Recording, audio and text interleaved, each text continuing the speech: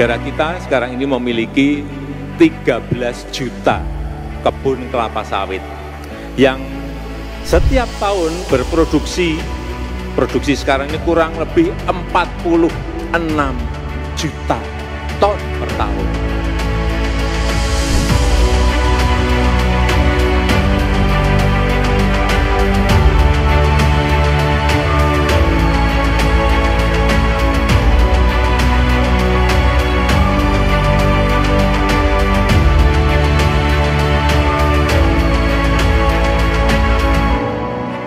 Sekarang kita telah menjadikan CPO kita, minyak kelapa sawit kita menjadi B20 dan tahun ini sudah B30. Nah kalau ini nanti bisa masuk ke B100, saya tidak bisa membayangkan bahwa kita sudah tidak impor minyak lagi.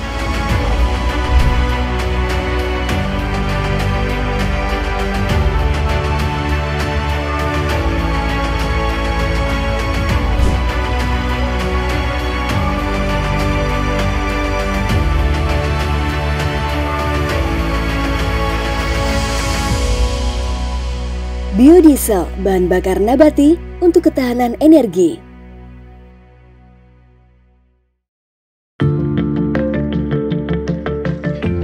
Sektor energi memiliki peranan penting dan menjadi faktor strategis bagi perekonomian. Dalam rangka mewujudkan ketahanan energi nasional, pemerintah telah menetapkan arah kebijakan. Salah satunya melalui pemenuhan kebutuhan energi dengan mengutamakan peningkatan energi baru terbarukan. Untuk mencapai target bauran energi baru terbarukan menjadi sebesar 23% pada tahun 2025, sejak tahun 2016, pemerintah memberlakukan peningkatan pencampuran pemanfaatan bahan bakar nabati, khususnya biodiesel, menjadi sebesar 20% atau B20.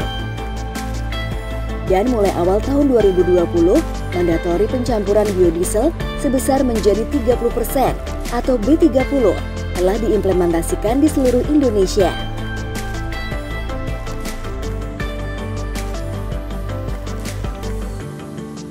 Secara teknis, B30 adalah bahan bakar yang terdiri dari campuran 70% BBM jenis minyak solar dan 30% BBN jenis biodiesel. Apa itu biodiesel? Biodiesel adalah bahan bakar nabati yang dihasilkan dari bahan baku hayati dan biomasa lainnya yang diproses secara transesterifikasi atau esterifikasi. Proses ini menyederhanakan rantai senyawa trigliserida menjadi rantai metil ester monogliserida dengan alkohol rantai pendek seperti metanol. Senyawa metil ester inilah yang dikenal dengan biodiesel murni atau biasa disebut dengan ester metil asam lemak atau fatty acid methyl ester yang disingkat FAME. Minyak nabati sebagai bahan baku biodiesel dapat dihasilkan dari kurang lebih 50 sampai dengan 60 spesies tanaman. Beberapa di antaranya seperti kelapa sawit, kelapa, jarak pagar, kemiri, kemiri sunan, nyamplung, malapari, biji karet, dan tanaman lainnya. Namun minyak nabati yang dihasilkan jumlahnya berbeda-beda tergantung jenis tanamannya. Di Indonesia, bahan bakar nabati umumnya dihasilkan dari kelapa sawit atau sering disebut dengan crude palm oil atau CPO karena memiliki potensi dan produktivitasnya yang cukup besar. Bagaimana proses produksi biodiesel dari minyak kelapa sawit? Bahan baku minyak nabati yang berasal dari kelapa sawit melewati berbagai proses hingga menjadi CPO. Tahap pertama adalah pemanenan buah kelapa sawit yang dilakukan oleh pekebun dengan pemilihan tandan buah segar yang telah matang dan sempurna. Selanjutnya tandan buah segar ini didistribusikan ke pabrik kelapa sawit untuk diolah menjadi CPO. Proses pengolahan tandan buah segar menjadi CPO diawali dengan penyortiran dan buah dimasukkan ke dalam rankage yang selanjutnya dimasukkan ke dalam sterilizer.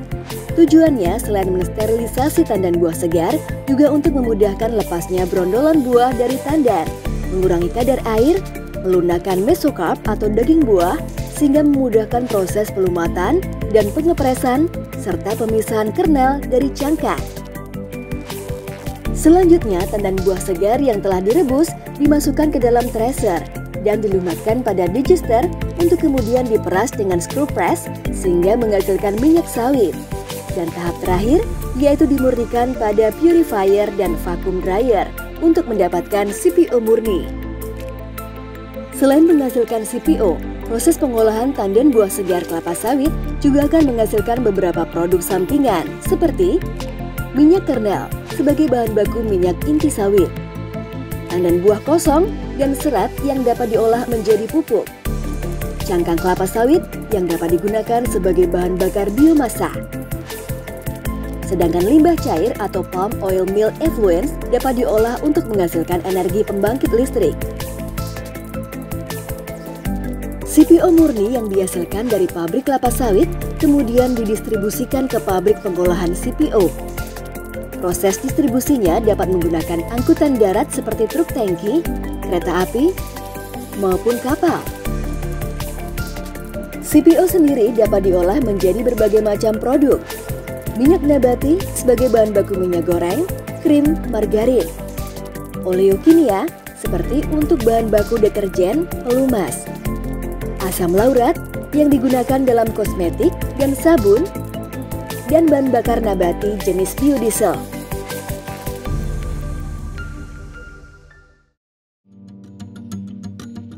Sebagai bahan utama dalam proses produksi biodiesel, kualitas CPO menentukan kualitas biodiesel secara keseluruhan. Spesifikasi CPO yang dibutuhkan tidak boleh memiliki kandungan asam yang tinggi, serta tidak boleh berasal dari tandan buah segar yang didiamkan terlalu lama. Selain itu, spesifikasi yang berkualitas berlaku juga pada bahan pendukung, seperti bubuk pembersih dan metanol. Tidak cukup hanya kualitas bahan baku, proses produksi juga merupakan hal yang memegang peran penting dalam proses produksi biodiesel. Terdapat dua cara pembuatan biodiesel, yaitu transesterifikasi atau metanolisis jika bahan baku menggunakan trigliserida dengan katalis basah, dan esterifikasi jika menggunakan bahan baku asam lemak dengan katalis asam. Untuk skala komersil, produsen biodiesel di Indonesia menggunakan metode transesterifikasi karena kecepatan reaksi katalis basa lebih cepat dari katalis asam, sekalipun pada temperatur yang relatif rendah, sehingga dinilai lebih efektif dan efisien. Secara umum, tahapan proses untuk produksi biodiesel berbahan baku minyak sawit atau CPO terdiri dari beberapa tahap utama, yaitu 1. Pemurnian bahan baku CPO melalui refining proses. 2. Proses reaksi transesterifikasi dan pemisahan gliserin. 3. Proses pemurnian biodiesel. Tahap pertama pembuatan biodiesel adalah pengolahan CPO menjadi refined bleach palm oil atau RBPO. Dalam proses ini, minyak kelapa sawit mentah akan dibersihkan dengan cara degumming atau pemisahan antara minyak dengan getah dan lendir. Selanjutnya, CPO akan diputihkan atau bleaching dengan menggunakan material berupa bleaching earth. RBPO yang dihasilkan ini masih mengandung residu yang berupa minyak dengan kualitas rendah yang bercampur dengan lendir dan kotoran atau spent bleaching earth. Kandungan asam yang terdapat dalam CPO membuat RBPO yang dihasilkan masih memiliki bau dan rasa meskipun sudah dibersihkan dalam proses degumming dan bleaching. Untuk itu diperlukan proses selanjutnya yaitu deodorasi atau distilasi dengan uap air sehingga menjadi produk refined bleach deodorized palm oil atau RBDPO. Pengolahan RBPO hingga menjadi RBDPO akan menghasilkan output lain berupa palm fatty acid distillate atau PFAD. Ini bukan residu biasa seperti dalam proses degumming dan bleaching. PFAD dapat digunakan sebagai bahan untuk memproduksi senyawa bioaktif khususnya vitamin E, phytosterol, dan squalene sehingga dapat dijual dan menjadi salah satu produk samping dari proses pembuatan biodiesel. Tahap kedua adalah proses transesterifikasi. RBDPO yang sudah diproses melalui refining proses mengandung trigliserida atau asam lemak yang kemudian diproses secara transesterifikasi. RBDPO akan dialirkan masuk ke dalam reaktor utama dengan ditambahkan metanol dengan rate kurang lebih 10 hingga 14% dan katalis basa yang dapat berupa NaOH dan KOH dengan rate 0,5 hingga 1,5% tergantung efisiensi jenis teknologi yang digunakan.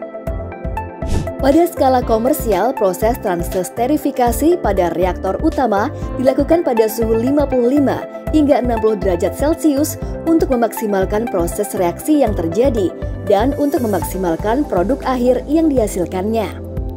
Proses transfer sterifikasi ini akan menghasilkan dua output berupa crude fatty acid methyl esters atau crude FAME dan sisa produksi berupa gliserol yang dapat digunakan untuk bahan baku berbagai industri manufaktur dan pangan seperti obat-obatan, bahan makanan, kosmetik, pasta gigi, industri kimia, larutan anti beku, tinta printer, dan lain-lain.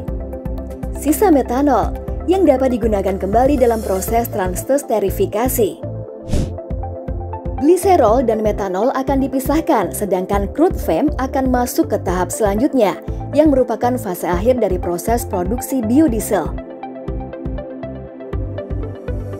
Tahapan terakhir adalah proses pemurnian biodiesel yang terdiri dari proses pencucian, washing, dan pengeringan, drying. Crude FAME yang dihasilkan dari proses transfer sterifikasi harus dimurnikan terlebih dahulu agar dapat digunakan sebagai bahan bakar motor diesel. Hal ini bertujuan untuk menghilangkan pengotor yang masih terdapat pada crude FAME. Pengotor yang masih terdapat pada crude FAME berupa sisa metanol yang tidak bereaksi, sisa katalis NaOH atau KOH, sisa gliserol yang masih tercampur, sisa senyawa asam lemak yang tidak terkonversi, dan sedikit sabun yang terbentuk selama proses transfer sterifikasi. Pengotor yang masih terdapat dalam crude FAME untuk selanjutnya dilakukan proses pencucian dengan air karena sebagian besar pengotor tersebut akan larut oleh air. Dan metode ini juga hemat biaya. Pada proses ini, crude FAME dimasukkan ke dalam tangki pencucian dengan dimasukkan air bersih untuk melarutkan pengotor. Dan setelah itu dibuang dari tangki pencucian, maka akan dihasilkan produk FAME yang telah bersih dari pengotor. Setelah proses pencucian, FAME masih mengandung sebagian kecil air yang tercampur secara emulsi. Untuk menghasilkan biodiesel murni, hasil pencucian akan dikeringkan pada kolom pengering atau dryer pada kondisi vakum 30 hingga 50 kPa dan temperatur 60 hingga 80 derajat Celcius sehingga menghasilkan biodiesel murni. Inilah yang kemudian menjadi produk FAME atau biodiesel 100% yang siap didistribusikan. Metode pendistribusiannya, FAME juga dapat dilakukan melalui pipa minyak, angkutan darat, maupun angkutan laut tergantung aksesibilitas pabriknya.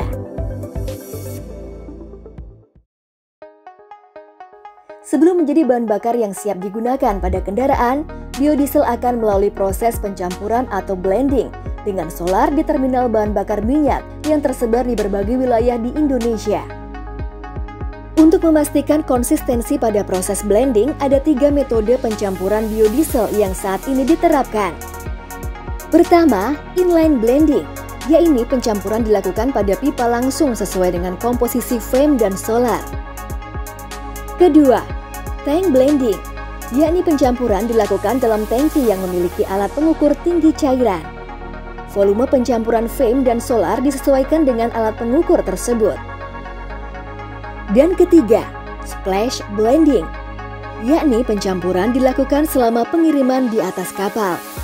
Ketika FAME diterima, solar baru dicampurkan sesuai dengan kapasitas yang diperlukan. Bagaimana standar mutu biodiesel?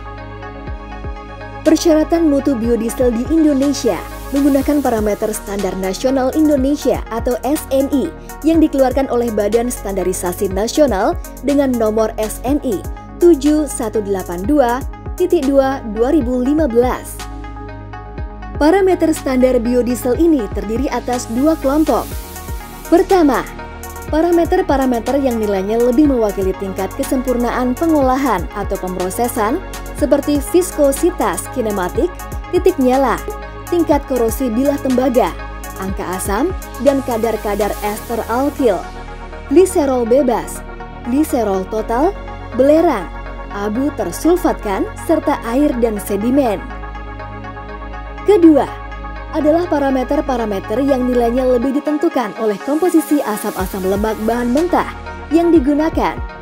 Angka setan, angka iodium, titik kabut, residu karbon, massa jenis, dan temperatur distilasi 90%. Sedangkan standar dan mutu atau spesifikasi biodiesel B100 yang akan digunakan untuk pencampuran menjadi B30 diatur dalam Kepdirjen EBTKE nomor 189 K/10/DJE/2019 tentang standar mutu spesifikasi bahan bakar nabati jenis biodiesel sebagai bahan bakar lain yang dipasarkan di dalam negeri. Saat ini kapasitas terpasang biodiesel telah mencapai 13,4 juta KL per tahun dari 27 badan usaha niaga bahan bakar nabati yang telah memiliki izin usaha niaga bahan bakar nabati sebagai bahan bakar lain. Demikian juga halnya dengan ketersediaan CPO sebagai bahan baku biodiesel sangat mencukupi di mana produksi CPO pada tahun 2019 mencapai 47 juta ton dengan pemakaian domestik sekitar 16,7 juta ton dan untuk produksi biodiesel sekitar 49% dari total pemakaian domestik. Capaian program mandatori B30 yang telah berjalan sejak awal tahun 2020 diperkirakan telah menyerap biodiesel konsumsi domestik di Indonesia sebesar 8,4 juta kiloliter. Konsumsi penggunaan biodiesel tersebut memiliki dampak positif seperti mengurangi impor BBM, penghematan devisa negara, penyerapan tenaga kerja baik on-farm maupun off-farm, dan peningkatan kualitas lingkungan yang pada tahun 2020 diperkirakan mampu mengurangi emisi gas rumah kaca sebesar 22,3 juta ton CO2 ekuivalen.